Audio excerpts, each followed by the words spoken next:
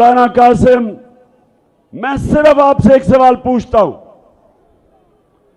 कि घर में अपने बच्चों से जाके पूछें कि क्या नवाज शरीफ और आसिफ जरदारी ईमानदार हैं? अपने बच्चों से पूछें, अपने घर वालों से पूछें कि क्या तुम गवाही दे सकते हो कि ये जो 30 साल से मुल्क को लूट रहे हैं, ये दो खानदान, पूछें इनसे, अपने बच्चों से पूछें, दिल पे हाथ रख के बताएं कि क्या ये दो खानदान ईमानदार हैं? बताओ मर्दान, बताओ। 30 साल से ये मुल्क को लूट रहे हैं। 26 साल पहले मैं सियासत में सिर्फ एक वजह से आया था। 26 साल पहले मैं इनकी चोरी और करप्शन, जो मुल्क को कंगाल करके मकरूज कर रहे थे, यहां का पैसा चोरी करके मुल्क से बाहर लेके जा रहे थे, इसलिए मैं सियासत में आया था। और इसलिए आया था कि जब आप एक इंसाफ का निजाम कायम करते हैं, जब आप ताकतवर को कानून के नीचे लेके आते हैं, जब एक मुल्क में इंसाफ आता है, तब वो मुल्क खुशहाल होता है। कोई मुल्क, एक मुल्क मुझे बताएं, मैं सारी दुनिया पे रहा हूं, एक मुल्क मुझे बताएं जिधर उनकी लीडरशिप करप्ट हो और वो मुल्क में खुशहाली हो। एक मुल्क बताएं, सारी दुनिया में देखी है। गुर्बत की सबसे बड़ी वजह, जब उसके मुल्क के हुक्मरान मुल्क का पैसा चोरी करके मुल्क से बाहर ले जाते हैं।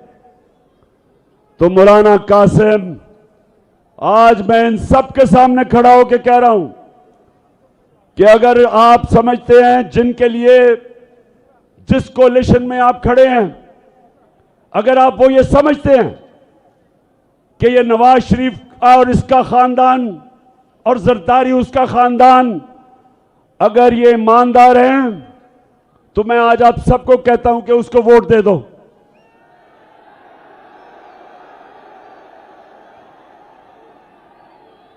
लेकिन मौलाना कासिम साहेब, इनके ऊपर तो चोरी पे किताबें लिखी हुई हैं।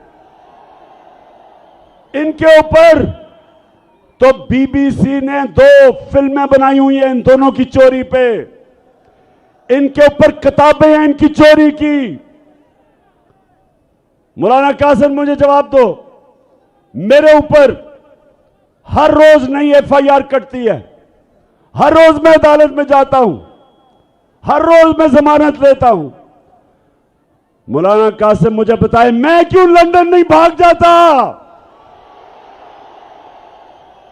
मैं क्यों नहीं मुल्क छोड़ के जाता?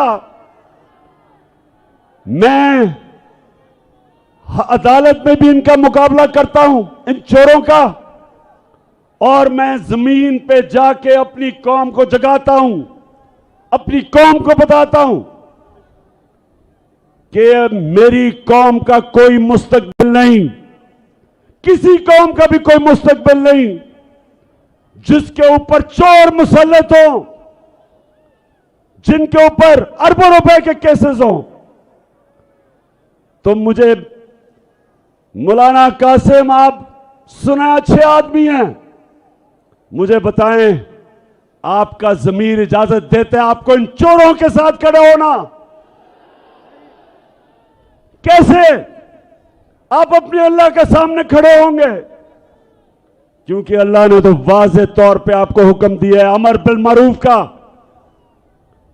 उसने आपको हुक्म दिया है कि अच्छाई का साथ दो। और अगर आप ये समझते हैं कि इमरान खान करप्ट है और फिर चले जाएं इसके साथ, लेकिन अगर इमरान खान करप्ट होता तो वो भी आज दुम दबा के नवाज शरीफ की तरह मुल्क से बाहर भागा होता। तख्त भाई, लेकिन जिला तो मर्दान है।